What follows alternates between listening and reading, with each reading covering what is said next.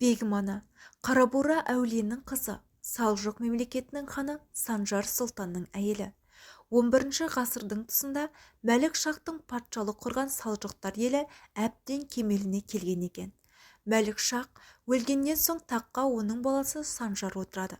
Санжар астанасын Хорасаннан көшіріп, сыр бойындағы Жанкентке орналастырады да, бұл шаһарды мықты бекініске айналдырады. Ол аң аулап сейіл құрғанды ұнатады екен. Сөйтіп жүріп, созақ маңайында өмір сүрген Қарабура әулиенің қызы Бегімге үйленеді. Бегім жаратылысынан көркіне ақылы сай, парасаты мол қыз болыпты. Санжарды да табындырған осындай сан қырлы қасиеттері болса керек. Санжар аңға шығып бара жатып, құлын үйінде қалған қанжарды әкелуге жұмсайды. Қанжарды ұсынғанда Бегім сұлудың аппақ қолын көріп, құл есінен айырылып құлап қалады. Кешегу себебін түсіндірген құл, ханым білегімнен ұстап жібермей қалды депті. Санжар ақ қарасын тексермей, Бегім сұлудың оң қолын, оң бұрымын кесіп, оң танауын тіледі де зынданға тастайды.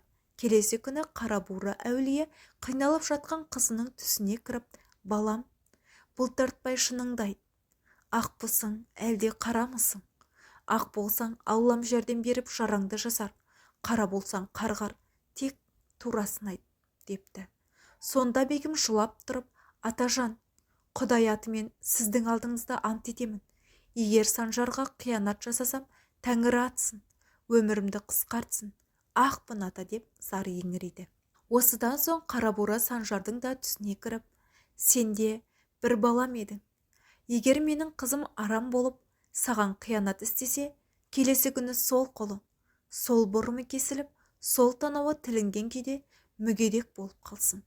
Егер керісінше болса, қызымның ақ пен қаратысын тексермей, жаза қолданғанда бір ауыз әділ сөзін айтпаған сенің шақарыңды тірі адам қалдырмай жылан жұтсын, деп қарғап батасын береді.